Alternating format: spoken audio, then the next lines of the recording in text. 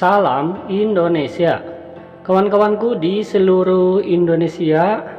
Selamat pagi, selamat berjumpa lagi dengan channel Berbagi Informasi. Pada kesempatan kali ini, admin akan berbagi informasi seputar perbedaan penyerahan SK PPPK di berbagai wilayah, daerah, kabupaten, kota.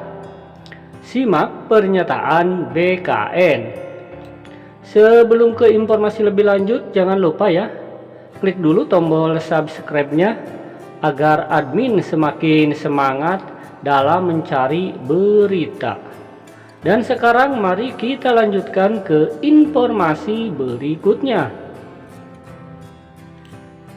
Dikutip ya dari jpnn.com Jakarta, jadwal penyerahan SK PPPK 2022 oleh masing-masing pemerintahan daerah atau Pemda beragam.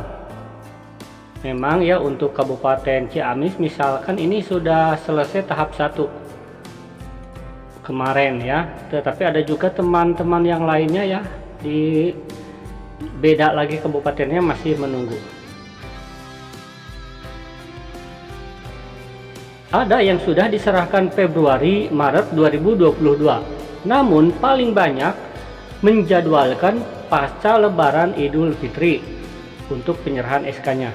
Hal ini sudah pasti mengecewakan para guru honorer yang sudah lulus seleksi PPPK. Menurut Ketua Umum DPP Forum Honorer Non Kategori 2 Indonesia, Raden Sutopo Yuwono, dari laporan yang diterimanya bahwa jadwal penyerahan SK PPPK ada yang Mei, ada juga yang Juli.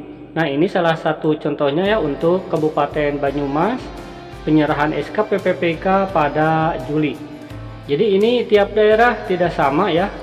Walaupun teman honorer bilang ya kalau tes seleksinya sama berbarengan, tetapi untuk SK-nya tidak sama ya. Dan sekarang kita simak ya, ini penjelasan dari BKN. Ini pernyataan BKN ya. Mengenai perbedaan jadwal penyerahan SK PPPK tersebut, pelaksana tugas PLT Kepala Badan Kepegawaian Negara BKN Bima Haria Wibisana mengatakan hal tersebut menjadi kewenangan masing-masing Pemda.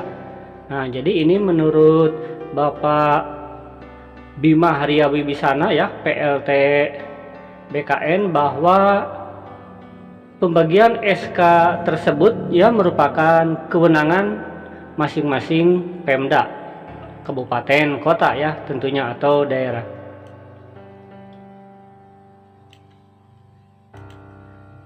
Kemudian nih, sebagian besar Pemda mengalami kesulitan anggaran untuk membayar gaji dan tunjangan PPPK. Itu sebabnya, kata Bima, Pemda meminta waktu untuk pengusulan PPPK. Ada juga daerah yang mengontrak PPPK tidak langsung 5 tahun. Ada yang 1 tahun ya, ada yang langsung 5 tahun.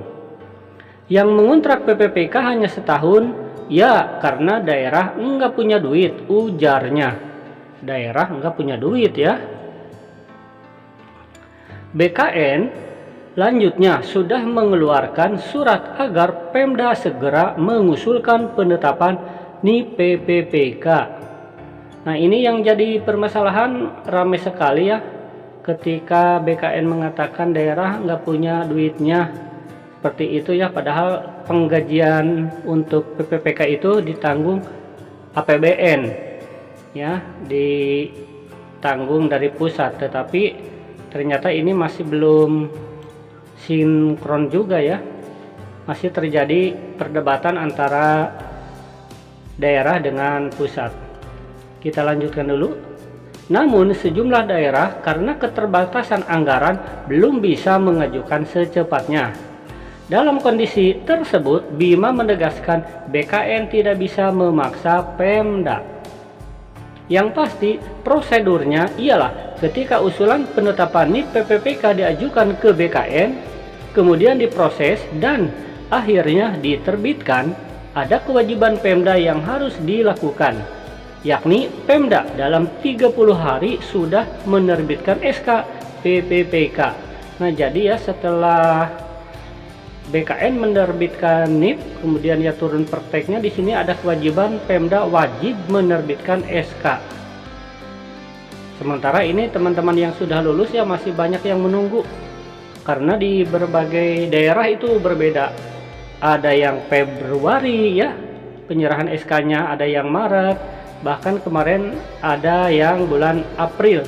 Hingga saat ini, hingga hari ini ya Rabu, masih ada yang penyerahan SK, terutama di Kabupaten Ciamis saat ini masih ada. Kita lanjutkan. Ketika SK PPPK diterbitkan, kata Bima, otomatis Pemda harus membayar gaji dan tunjangan PPPK. Jadi BKN tidak memperlambat proses penetapan NIP PPPK-nya, tegasnya. Dia menjelaskan begitu usulan pejabat pembina kepegawaian PPK masuk, BKN akan melakukan verifikasi validasi atau perpal lagi. Jika semuanya datanya clear, BKN akan menerbitkan pertimbangan teknis atau pertek untuk penetapan NIP PPPK. Semua proses itu menurut Bima sesuai urutan karena ratusan instansi yang menyelenggarakan seleksi calon aparatur sipil negara atau CASN 2021, maka prosesnya berurutan. Tidak mungkin instansi yang baru mengusulkan mendapatkan urutan pertama. Jadi artinya ini sesuai dengan usulan dari masing-masing daerah. Kalau daerah A mengusulkan ketujuh, urutan ketujuh, maka BKN akan memprosesnya juga urutan ketujuh. Seperti itu. Prinsip BKN yaitu mengerjakan sesuai usulan masuk. Semuanya serba digital. Tidak bisa direkayasa, pungkas Bima Haria Wibisana. Nah, jadi ya ternyata sekarang sudah ketahuan ya bahwa perbedaan penyerahan SK ini menurut Bima Haria Wibisana ya, PLT BKN,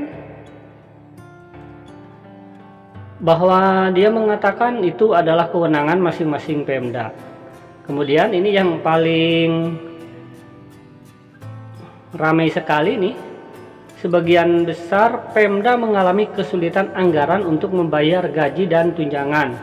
Kalau untuk tunjangan PPPK mungkin karena dari APBD ya, tetapi ketika gajinya dari APBN, tetapi ini daerah katanya mengalami kesulitan karena uang dari APBN untuk gaji PPPK katanya belum masuk ke Pemda, ke APBD. Jadi mungkin di sini adalah ya letak permasalahannya. Ya, admin doakan semoga penggajian untuk PPPK lancar, pusat dan daerah sinkron ya, tidak ada masalah lagi, dan semoga para honorer segera diangkat menjadi ASN. Amin.